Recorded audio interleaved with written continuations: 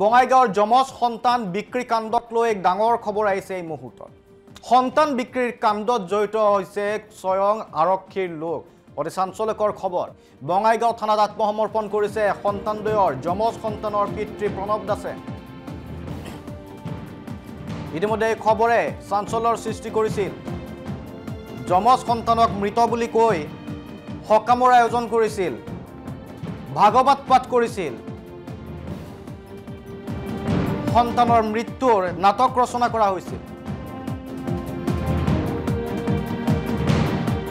জিলা শিশু সুৰক্ষা অভিযানৰ পোহৰলৈ আহিছিল এই ভয়ংকৰ তথ্য আৰু তাৰ পাছত দেখিবলৈ পোৱা গৈছিল যে পিতৃ মাতৃ পলায়ন কৰিছিল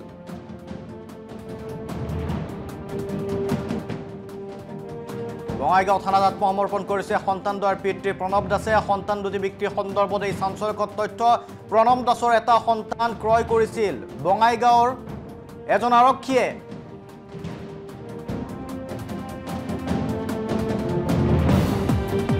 আৰু দ্বিতীয়টো সন্তান ক্ৰয় কৰিছিল বিলাসীপাৰাৰ এজন ব্যৱসায়ী সন্তান দুটি বিক্ৰীৰ কাৰ্যত মধ্যস্থতাকাৰী আছিল শিবু দাস নামৰ এজন সন্তান দুটি মৃত্যু হোৱা বুলি প্ৰচাৰ চলাই প্ৰণৱ দাসে সকাম পাতিছিল আৰু সৰ্বপ্ৰথমে এনবি নিউজত সবিস্তাৰে প্ৰকাশ হৈছিল এই খবৰ তাৰ পাছত পোহৰলৈ আহিল এটা নহয় দুটা সন্তান জন্ম দিছিল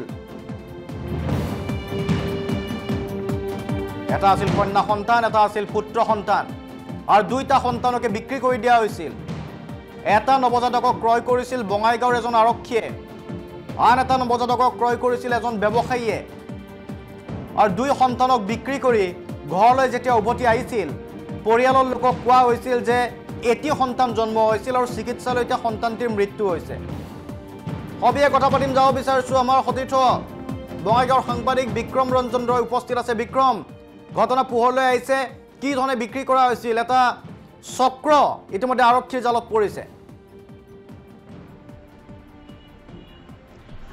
হয় শান্তনু আসলতে আমি এনবি নিউজে কালি প্ৰথম বাতৰিটো ব্ৰেক কৰিছিলোঁ যে বঙাইগাঁও জিলাৰ উত্তৰশালপাৰা যি খিলাগুৰি আছে খিলাগুৰিত এহাল দম্পতীয়ে তেওঁলোকৰ যি যজা সন্তান এই সন্তান জন্ম দিয়াৰ পাছত এখন নাটক ৰচনা কৰিছিল আৰু তেওঁলোকে কৈছিল যে যজা সন্তান বুলি নহয় তেওঁলোকে ঘৰত কৈছিল যে এটা সন্তান জন্ম দিছিল আৰু সেই সন্তানটোৰ মৃত্যু হৈছিল আৰু তাৰ পাছতে সেই যিহাল দম্পতী বিক্ৰী কৰা বুলি অভিযোগ উত্থাপন হৈছে প্ৰণৱ দাস আৰু বুধবালা দাস আৰু তেওঁলোকে সেই সন্তানটোৰ মৃত্যুৰ পাছত 11 দিনত তেওঁলোকে শ্ৰাদ্ধ পাতিছিল ভাগৱত পাঠ কৰিছিল আৰু গাঁৱত বিশ্বাস জন্মাইছিল যে আচলতে তেওঁলোকৰ সন্তানটো মৃত্যু হৈছে কিন্তু আমি কালি এনবি নিউজে বাতৰি সম্প্ৰচাৰ কৰিছিলোঁ আৰু শিশু সুৰক্ষা বিভাগ যি বঙাইগাঁও আছে তেওঁলোকে যথেষ্ট তৎপৰ হৈ পৰিছিল বঙাইগাঁও আৰক্ষী তৎপৰ হৈ পৰিছিল আৰু আৰক্ষী তৎপৰ হৈ পৰাৰ পিছতে আজি এটা দিনৰ ভিতৰতে কিন্তু দুয়োটি শিশুৰ সন্ধান উলিয়াবলৈ সক্ষম হৈছে বঙাইগাঁও জিলা শিশু সুৰক্ষা বিভাগে আৰু ইতিমধ্যে আমি গম পাইছোঁ যে বঙাইগাঁও আৰক্ষী নিৱেশৰ পৰা কোৱাৰ্টাৰ নম্বৰ 10ৰ পৰা এটি শিশু উদ্ধাৰ কৰা হৈছে কিছু সময় পূৰ্বে আমি সেই এক্সক্লুচিভ ভিজুৱেল আমি দেখাই আছোঁ যে বঙাইগাঁও জিলা আৰক্ষী নিৱেশৰ পৰা 10 নম্বৰ কোৱাৰ্টাৰ আছে কোৱাৰ্টাৰৰ পৰা এটি শিশু সন্তান উদ্ধাৰ কৰিবলৈ সক্ষম হৈছে আৰু এই ঘটনাত আমি পূৰ্বতে আমি যি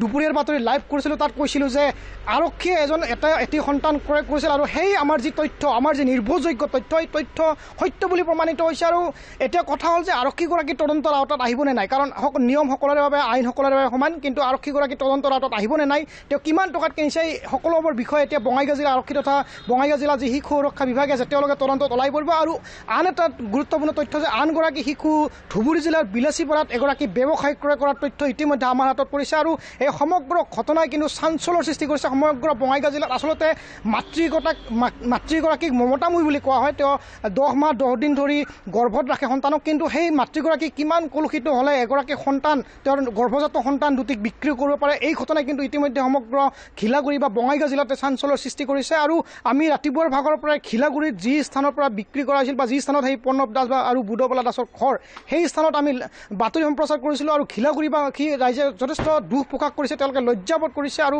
এনে ঘটনা দুনাই নহওক বুলি তেওঁলোকে আশা প্ৰকাশ কৰিছে শান্তনু এনে ঘটনা দুনাই নহওক বুলি আশা প্ৰকাশ কৰিছে কিন্তু যি দুগৰাকী ব্যক্তিয়ে ক্ৰয় কৰিছিল সেই দুইগৰাকী ব্যক্তিক বিৰুদ্ধেও ব্যৱস্থা গ্ৰহণ কৰা হৈছে নেকি এগৰাকী তাৰ ভিতৰত আৰক্ষীও আছে হয় শান্তনু, আমি যি পৰিয়ালটোৰ সৈতে কথা পাতিছিলোঁ তাত দেউতাকৰ এটা এক্সক্লুচিভ বাইট আমি ইতিমধ্যে দিছোঁ, কিন্তু তেওঁলোকে কৈছে যে তেওঁলোকৰ যি সন্তান সেয়া তেওঁলোকে বিক্ৰী কৰা নাই, তেওঁলোকে পুহিবৰ বাবেহে দিছে। কিন্তু আচলতে কোনোবা সন্তানক যদি দিয়া হয় তাত কিছুমান নিয়ম থাকে, সেই নিয়মবিলাক কিন্তু পালন কৰা হোৱা নাছিল।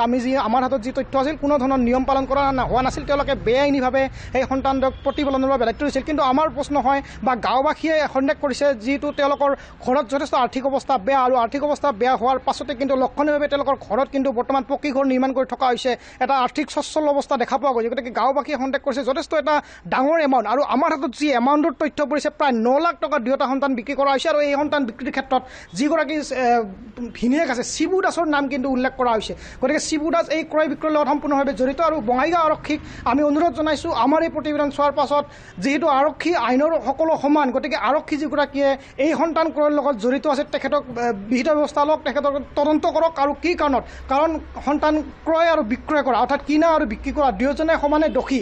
গতিকে এই ক্ষেত্ৰত যিগৰাকী আৰক্ষীয়ে ক্ৰয় কৰিছে তেওঁলোকৰ ক্ষেত্ৰত বিহিত ব্যৱস্থা লওক। আনহাতে যিগৰাকী ব্যৱসায়ী বিলাসীপুৰৰ পৰা কাইলৈ উদ্ধাৰ কৰাব শিশুটি, গতিকে সেই শিশুটি যিগৰাকী ব্যৱসায়ী ক্ৰয় কৰিছে তেওঁৰ ক্ষেত্ৰত বিহিত ব্যৱস্থা লওক। ঠিক আছে, ধন্যবাদ জ্ঞাপন কৰিছোঁ বিক্ৰম আপোনাক এই মুহূৰ্তত। আৰু বঙাইগাঁৱৰ এই ঘটনা ইতিমধ্যে NB নিউজত সবিস্তাৰে প্ৰচাৰ হৈছিল, আৰু তাৰ পাছতে এতিয়া এই ঘটনাৰ ৰহস্য ফাদিল হৈছে। দুটাকৈ শিশু দুই ঠাইত বিক্ৰী কৰাৰ অভিযোগ উত্থাপিত হৈছিল, আৰু ইতিমধ্যে পোহৰলৈ আহিছে এটা শিশুক বিক্ৰী কৰা হৈছিল এজন আৰক্ষীৰ ওচৰত, আৰু আনটোক বিক্ৰী কৰা হৈছিল এজন ব্যৱসায়ীৰ ওচৰত। মন্তব্য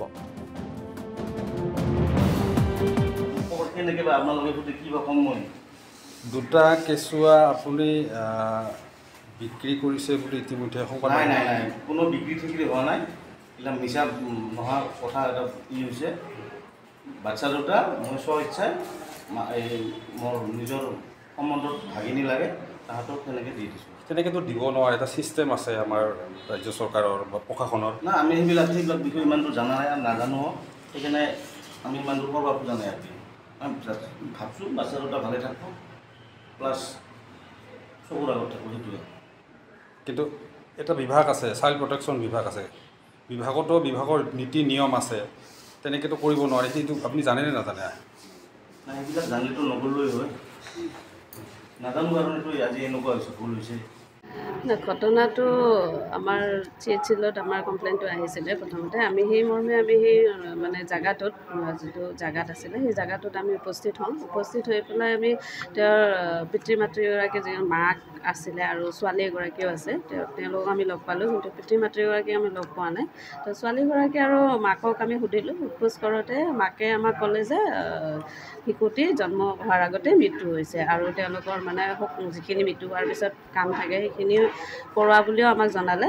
তো আমি যেতিয়া তেওঁলোকৰ পৰা অলপ এভিডেঞ্চ বিচাৰিলোঁ যে কিবাটো এটা ডকুমেণ্টছ দিয়ক যিটো আমি প্ৰুভ কৰিব পাৰোঁ যে হয় সঁচাকৈ মৃত্যু হৈছে, তো তেওঁলোকে একো দিব পৰা নাই। আৰু দিব নোৱাৰাৰ ফলত আমি যিখন হস্পিটেলত জন্ম হৈছে সেই হস্পিটেলখনত গ'লোঁ। গৈ পেলাই আমি দেখিলোঁ যে হস্পিটেলে আমাক গোটেই তথ্যখিনি দিলে যে তাতে জন্ম হৈছে। প্ৰথমটি কন্যা শিশু আছিলে আৰু দ্বিতীয়টি ল'ৰা আছিলে।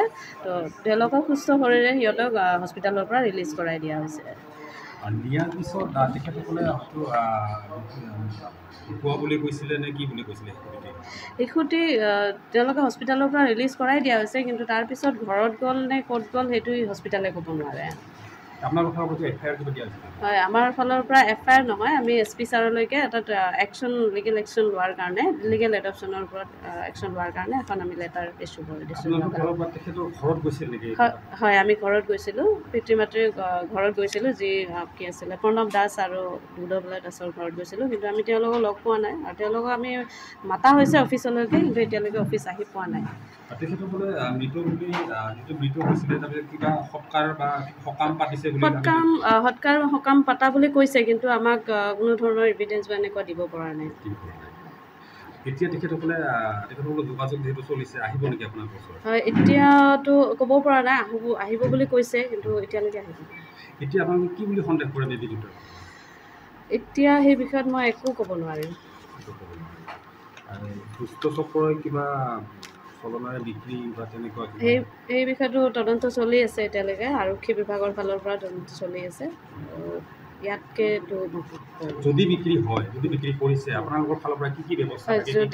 যদি বিক্ৰী হৈছে বা আমি যদি ইনফৰমেশ্যনটো পাওঁ কোনে কিনিছে বা কোনে বিক্ৰী কৰিছে, তো দুই পক্ষৰ ফালৰ পৰা FIR হ'ব আমাৰ ফালৰ পৰা। ইয়াত যিহেতু গ্ৰাম্য অঞ্চলত যিহেতু আশাকৰ্মী জড়িত হৈ থাকে, ইয়াত আশাকৰ্মী জড়িত হৈ আছে নেকি? সেই বিষয়ে মই নাজানো এতিয়ালৈ। কাৰণ আশাকৰ্মীয়ে যিটো গাঁৱৰ যিবিলাক প্ৰেগনেণ্ট লেডি আছে, লেডিবিলাকক লিড কৰে, হস্পিটেলত নিয়ে হওক, কাৰ্ড বনাই নিয়ে হওক, ওতপ্ৰোতভাৱে থাকে, তেনেকুৱা আশাকৰ্মীৰ ওপৰত অহা নাই? নাই, পোহৰত অহা নাই। ইফালে বঙাইগাঁও শিশু বিক্ৰী কাণ্ডৰ আন এক বৃহৎ খবৰ আহিছে। উদ্ধাৰ হৈছে আন এটি শিশু। বঙাইগাঁও আৰক্ষী ছাউনীৰ পৰাই উদ্ধাৰ কৰা হৈছে এই শিশুটিক আৰু জিলা শিশু সুৰক্ষা বিভাগে উদ্ধাৰ কৰিছে এই শিশুটিক।